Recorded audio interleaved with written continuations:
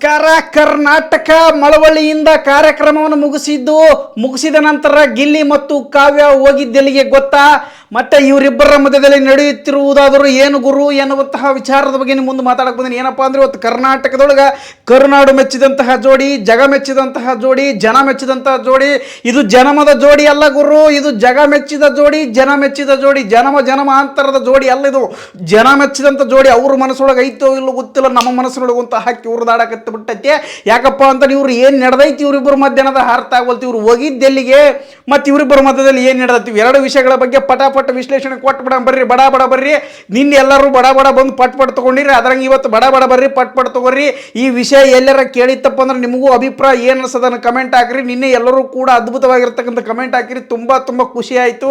ನಿಮ್ಮ ವಿಡಿಯೋಗೋಸ್ಕರ ವೇಟ್ ಮಾಡ್ತಾ ಇರ್ತೀವಿ ಅಂತಂದಕ್ಕಂತೂ ತುಂಬ ಖುಷಿ ಆಯಿತು. ನಿಜವಾಗ್ಲೂ ನನ್ನ ವಿಡಿಯೋವನ್ನು ನೀವು ಇಷ್ಟರ ಮಟ್ಟಿಗೆ ಹಚ್ಕೋತೀರ ನನಗೂ ಕೂಡ ಗೊತ್ತಿರಲಿಲ್ಲ. ಯಾಕಪ್ಪ ನನ್ನ ಭಾಷೆ ಒಂದು ಸ್ವಲ್ಪ ಸ್ಪೀಡ್ ಇರ್ತದೆ, ಹೆಂಗೆ ಮಾತಾಡ್ಬಿಡ್ತೀನಿ, ಹುಚ್ಚು ಮಾತಾಡ್ತೀನಿ, ಹೆಚ್ಚು ಮನಸ್ಸಿಗೆ ತೊಗೋಬಾರ್ರಿ ಅಂತ ಹೇಳ್ತಿದ್ದೆ ನಾನು ಯಾವಾಗಲೂ. ಸೊ ಆದರೂ ಕೂಡ ನೀವು ಈ ನಿಮ್ಮ ಬೆಂಬಲ, ನಿಮ್ಮ ಪ್ರೋತ್ಸಾಹಕ್ಕೆ ನಾನು ಯಾವತ್ತೂ ಕೂಡ ಚಿರಋಣಿ. ಯಾವುದೇ ಹುಚ್ಚುಚ್ಚಾಕಾರ ಮಾತಾಡಂಗಿಲ್ಲ, ಸರಿಯಾಗಿ ಮಾತಾಡ್ತೀನಿ, ಬಟ್ ನನ್ನ ಭಾಷೆ ಒಳಗೆ ಮಾತಾಡ್ತೀನಿ ಅಂತ ಹೇಳ್ತಾ ಈಗ ವಿಷಯಕ್ಕೆ ಬಂದ್ಬಿಡೋಣ. ಎಲ್ಲರೂ ಕೂಡ ಸಪೋರ್ಟ್ ಮಾಡಿದಂಥ ಮತ್ತು ಧನ್ಯವಾದಗಳು. ಅದೇ ರೀತಿ ಕಮೆಂಟ್ ಮಾಡಿದಂಥ ಪ್ರತಿಯೊಬ್ಬರು ಕೂಡ ತುಂಬ ಧನ್ಯವಾದ. ನಿನ್ನೆ ಯಾವುದೇ ರೀತಿ ನೆಗೆಟಿವ್ ಕಮೆಂಟ್ಸ್ ಬಂದಿಲ್ಲ.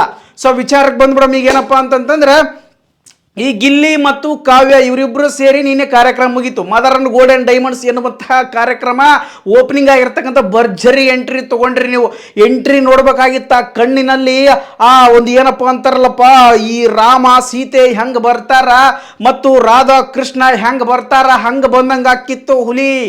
ಆ ರೇಂಜಿಗೆ ಶಿವ ಪಾರ್ವತಿ, ಶಿವಗಂಗೆ ಎನ್ನುವಂಥವ್ರು ಹಂಗೆ ಕಾಣಿಸ್ತಿದ್ರು. ಒಬ್ಬರನ್ನೊಬ್ಬರು ಕೈ ಹಿಡಿದು ಬರ್ಕೊಂಡುವಂಥದ್ದು, ಸ್ಟೇಜ್ ಮ್ಯಾಗ ಒಬ್ರನ್ನೊಬ್ಬರು ನೋಡ್ಕೊಂಡು ಮಾತಾಡುವಂಥದ್ದು, ಆ ಕಣ್ಣಿನೊಳಗೆ ಮಾತನಾಡುವಂಥದ್ದು, ಮತ್ತು ಅವರಿಬ್ಬರ ನಗುವಿನಲ್ಲಿ ಹಲವಾರು ಸಂಭಾಷಣೆಗಳು ಇರುವಂಥದ್ದು ಎಲ್ಲವೂ ಕೂಡ ನೀವು ಗಮನಿಸಿರಿ.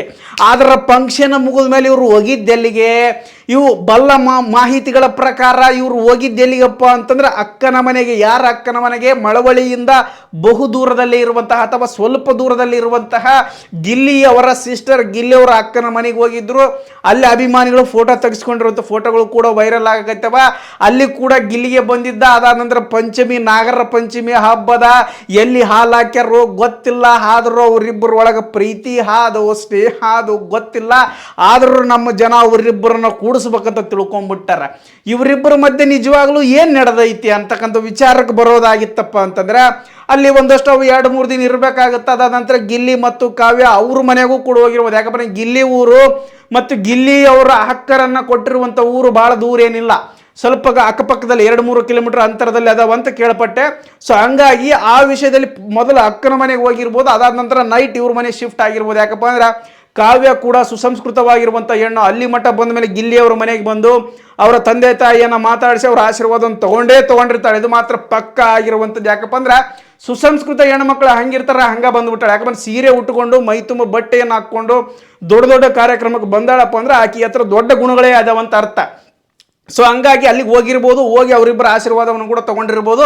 ಇದರಿಂದ ಗಿಲ್ಲಿ ಅಭಿಮಾನಿಗಳು ಮತ್ತು ಕಾವ್ಯ ಜೋಡಿ ಅಭಿಮಾನಿಗಳು ರೊಚ್ಚಿಗೆದ್ದು ಬಿಟ್ಟಾರೆ.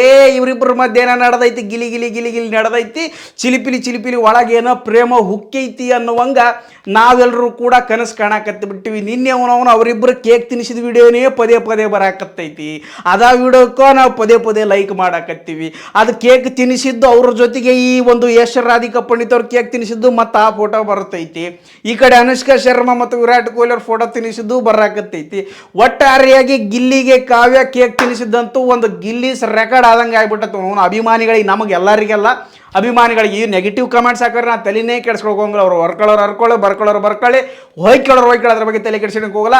ನಮ್ಮ ಅಭಿಮಾನ, ನಮ್ಮ ಪ್ರೀತಿ ಯಾವತ್ತಿಗೂ ಕೂಡ ಗಿಲ್ಲಿ ಮತ್ತು ಕಾವ್ಯಾಳ ಮೇಲೆ ಯಾವತ್ತಿಗೂ ಕೂಡ ಕಡಿಮೆ ಆಗಲ್ಲ.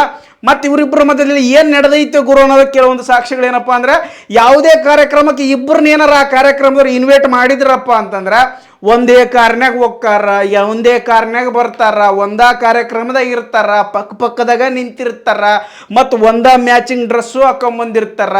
ಮತ್ತು ಈ ಕಡೆ ಕಾವ್ಯ ಯಾವುದಾರ ವಿಡಿಯೋ ಪೋಸ್ಟ್ ಮಾಡಿಲ್ಲ ಅಥವಾ ಫೋಟೋ ಪೋಸ್ಟ್ ಮಾಡಿಲ್ಲ, ಅಲ್ಲಿ ಬಂದು ಗಿಲ್ಲಿ ಲೈಕ್ ಕೊಟ್ಟಿರ್ತಾನೆ. ಬಾಬಾ ಏನು ನಡೆದೈತಿ ಗುರು, ಹೇಳಕ್ಕಾಗಂಗಿಲ್ಲ. ಇದ್ರೊಳಗೆ ಏನೇನು ಐತಿ ಗೊತ್ತಾಗಿಲ್ಲ. ಇದೇನು ಸ್ನೇಹನೋ ಅಥವಾ ಮೋಹನೋ ಅಥವಾ ಪ್ರೀತಿನೋ ಮತ್ತೊಂದು ರೀತಿನೋ ಇಲ್ಲ ಮನ ಬೆಳಗುವ ಜ್ಯೋತಿನೋ ಒಂದು ಅರ್ಥ ಆಗೋಲ್ತು. ಒಟ್ಟಾರೆ ಇವರಿಬ್ಬರ ಮಧ್ಯೆ ಒಂದಷ್ಟು ಜನಸಾಮಾನ್ಯರು ಮಾತನಾಡುವಂತಹ ಹೊಸ ವಿಷಯಗಳು ಹೊರಗೆ ಬಂದುಬಿಟ್ಟವ. ಅದಾದ ನಂತರ ಈ ಮೊನ್ನೆ ತಾನೇ ಕಾವ್ಯ ಲೈವ್ ಬಂದಿದ್ಲು. ಆ ಲೈವ್ ಬಂದಾಗಲೂ ಕೂಡ ಗಿಲ್ಲಿ ಬಂದು ಲೈವ್ ವಿಚಾರ ಮಾಡಿ ನೋಡ್ಯಾನ ಏನು ಹೇಳಬಹುದು ಅಂತೇಳಿ.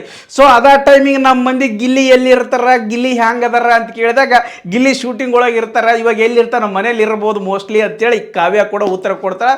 ಮತ್ತು ಮದುವೆ ಯಾವಾಗ ಏನು ಅಂತ ಪ್ರಶ್ನೆ ಕೂಡ ಕೇಳಿದಾಗ ಆದಷ್ಟು ಬೇಗ ನಿಮ್ಮ ಆಶೀರ್ವಾದದಿಂದ ಆಗ್ತೇನೆ ಅಂತ ಕೂಡ ಸುಸಂಸ್ಕೃತವಾಗಿ ಉತ್ತರವನ್ನು ಕೊಡ್ತಾಳೆ. ಸೊ ಹಂಗಾಗಿ ಎಲ್ಲಿ ನೋಡಿದ್ರು ಕೂಡ ಇವರಿಬ್ಬರು ಅಟ್ಯಾಚ್ ಅದಾರ. ಬಟ್ ಅದು ಹೆಂಗೆ ಗೊತ್ತಾಗೋತಿದೆ, ಸ್ನೇಹನ ಇರಬಹುದಾ ಅಥವಾ ಮತ್ತೊಂದು ಇರಬಹುದಾ, ಮತ್ತೊಂದು ಇರ್ಬೇಕಂತಕ್ಕಂಥದ್ದು ಜನರ ಅಭಿಪ್ರಾಯ, ನನ್ನನ್ನು ಸೇರಿಸಿ ಅಭಿಮಾನಿಗಳ ಅಭಿಪ್ರಾಯ. ಯಾಕಪ್ಪ ಅಂದ್ರೆ ಇದು ಜನ ಮೆಚ್ಚಿದ ಜೋಡಿ ಅಲ್ಲ ಜನ್ಮದ ಜೋಡಿ ಅಲ್ಲ, ಜನ ಮೆಚ್ಚಿದ ಜೋಡಿ, ಜಗ ಮೆಚ್ಚಿದ ಜೋಡಿ, ಕರುನಾಡಿನ ಜೋಡಿ, ಕರುನಾಡಿನ ಜನ ಮೆಚ್ಚಿದಂಥ ಜೋಡಿ, ಕಣ್ಣುಗಳು ಮೆಚ್ಚಿದಂಥ ಜೋಡಿ, ಅದ್ಭುತವಾಗಿರುವಂಥ ಜೋಡಿ. ಇವರಿಗೆ ಆಸ್ತಿ ಅಂತಸ್ತು ಯಾವುದು ಕೂಡ ಗಿಲ್ಲಿಗೆ ಬೇಕಾಗಿಲ್ಲ. ಕಾವ್ಯಾಗೂ ಕೂಡ ನಾನು ಹಂಗಿರ್ಬೇಕು ಹಿಂಗಿರ್ಬೇಕು ಅನ್ನೋದು ಕೂಡ, ಮಾಡಲ್ ಆಗಿರ್ಬೇಕು ಅನ್ನೋದು ಕೂಡ ಆಕೆಗಿಲ್ಲ. ಇಬ್ಬರ ಮನಸ್ಥಿತಿಗಳು, ಇಬ್ಬರ ಹೊಂದಾಣಿಕೆಗಳು, ಇಬ್ಬರ ಭಾವನೆಗಳು, ಇಬ್ಬರ ಯಥಾಸ್ಥಿತಿ ಮನಸ್ಥಿತಿ ಕಾಪಾಡುವುದನ್ನು ಬಹಳ ದೊಡ್ಡ ವಿಷಯ. ಯಾಕಪ್ಪ ಅಂದ್ರೆ ಇವರಿಬ್ಬರು ಕೂಡ ಒಂದು ರೀತಿಯಿಂದ ಇವರಿಬ್ಬರ ಮನಸ್ಸಲ್ಲಿ ಇಲ್ಲ ಅಂತಂದ್ರೂ ಕೂಡ ಜನ ಇವರಿಬ್ಬರನ್ನ ಮನಸ್ಸಲ್ಲಿ ಬರಂಗ ಮಾಡಾಕತ್ತಿ ಬಿಟ್ಟಾರೆ. ಯಾಕಪ್ಪ ಅಂದ್ರೆ ಉದಾಹರಣೆಗೆ ಅವ್ರು ಯಾವುದೇ ಕಾರ್ಯಕ್ರಮಕ್ಕೆ ಹೋದ್ರು ಕೂಡ ಅವರಿಬ್ಬರು ಇರುವಂಥ ಫೋಟೋಗಳನ್ನೇ ಗಿಫ್ಟ್ ಕೊಡ್ತಾರೆ. ಕಾವ್ಯನ ಬರಲಿ ಗಿಲ್ಲಿಯರ ಬರಲಿ, ಗಿಲ್ಲಿ ಇಬ್ಬರು ಬಂದಾರಂದ್ರೆ ಇನ್ನೂ ಫುಲ್ಲು ಡಬರ್ ಆಗಿಬಿಟ್ಟಿರ್ತದ. ಅಬಾ ಬೆಂಕಿ ಅದ, ಡಮರ್ ಅನ್ನಬೇಕು ಆ ರೇಂಜಿಗೆ ಫೋಟೋಗಳು ಕೊಡ್ತಾರೆ. ಕೈ ಹಿಡ್ಕೊಂಡಿದ್ದು ಫೋಟೋ ಕೊಡ್ತಾರ, ಇಬ್ರು ಜೊತೆ ನಿಂತಿದ್ದು ಫೋಟೋ ಕೊಡ್ತಾರ, ಮುಖಾಂತರ ಎಡಿಟ್ ಮಾಡಿರುವಂಥ ಫೋಟೋ ಕೊಡ್ತಾರ. ಹೇಳಬಾರ್ದು ಅದ್ರ ಸುದ್ದಿ. ಈ ಅಭಿಮಾನಿಗಳು ಮನಸ್ಸು ಮಾಡಿದ್ರೆ ಏನು ಬೇಕಾದ್ರೂ ಮಾಡ್ಬೋದು ಅನ್ನೋದಕ್ಕೆ ಇದು ಮುಖ್ಯ ಕಾರಣ, ಗಿಲ್ಲಿ ಮತ್ತು ಕಾವ್ಯ. ಯಾಕಪ್ಪ ಅಂದ್ರೆ ಇವರಿಬ್ಬರದ್ದು ನೋಡ್ತಾ ಕುತ್ಕೊಂಡ್ಬಿಟ್ರೆ ನೀವು ವಿಡಿಯೋಗಳು ಅವ್ರೂ ಬರ್ತಿರ್ತಾವೆ. ಬರೀ ಅಬಾಬ್ ನೋಡಾಕ ಎರಡು ಕಣ್ಣು ಸಾಲದು. ನಿಜವಾಗಲೂ ಆ ಕೇಕ್ ತಿನ್ನಿಸಿರುವಂಥ ಸನ್ನಿವೇಶ ನಿನ್ನೆ ಅದ ತಲೆ ಕೆಟ್ಟಬಿಟ್ಟೈತೆ ನನಗೆ. ಹೆಂಗೆ ತಿನ್ನಿಸಿರ್ಬೋದು ಅವನು, ಹೆಂಗಪ್ಪ ಅಂದ್ರೆ ಇವು ನಮ್ಗೆ ಕನಸಿನೊಳಗೆ ಇರ್ತಾವ ಅಥವಾ ಮನಸ್ಸಿನೊಳಗೆ ಇರ್ತಾವ. ನಮ್ಮ ಹುಡುಗಿ ನಮಗೆ ಕೇಕ್ ತಿನ್ನಿಸಿದ್ರೆ ಹೆಂಗಿರ್ಬೋದಿತ್ತಪ್ಪ ಅಂತ ಆಲೋಚನೆ ಮಾಡ್ತಿರ್ತೀವಿ. ಆದ್ರೆ ನಮ್ಮ ದರಿದ್ರ ಹಣೆ ಬರಕ್ಕೆ ಅವನು ಕೇಕ್ ತಿನ್ನಿಸೋದಿರಲಿ, ಅವನು ಒಂದು ತಿತ್ತು ಅವನು ಅನ್ನ ಕೂಡ ಇಡಲಿಲ್ಲ. ಇಲ್ಲ ಅವನು ಟಮಾಟೆ ಸಾರಿನಾಗ ಅನ್ನ ಹಾಕಿ, ಅನ್ನದಾಗ ಟಮಾಟೆ ಸಾರು ಹಾಕಿಲ್ಲ, ಬ್ಯಾಳ್ಯಾಗ ಏನಾರು ಉಪ್ಪು ಹಾಕಿದ್ದಾರೆ ಒಂದು ತೊಗೊಂಬಂಡು ಉಪ್ಪು ಆಗೈತಿ ಲೋಡ್ ಕೂಡ ಕೇಳಲ್ಲ ಮನೆ ಬರಕ್ಕೆ. ಇರಲಿ, ನಮ್ಮ ಮನೆ ಬರನ ಅಷ್ಟೈತೆ. ನಮ್ಮ ಹುಲಿ ಗಿಲ್ಲಿ ಹಣೆ ಬರ ಚಲೋ ಅದ, ಅವನಿಗರ ಸಿಗಲಿ, ಅವನಿಗರ ಬಯಸಿದಂಥ ಪ್ರೀತಿ ಸಿಗಲಿ. ಅವನು ಬಯಸಿಲ್ಲ ಅಂದ್ರೂ ಆ ಪ್ರೀತಿ ಸಿಗಲಿ. ಈ ಕರುನಾಡಿನ ಅಭಿಮಾನಿಗಳ ಆಶೀರ್ವಾದದಿಂದ ಅವರಿಬ್ಬರು ಒಂದಾಗಲ್ಲ ಅಂತ ಹಾರೈಸ್ತೀವಿ. ಇಷ್ಟು ಬಿಟ್ಟರೆ ಮತ್ತೇನಿಲ್ಲ.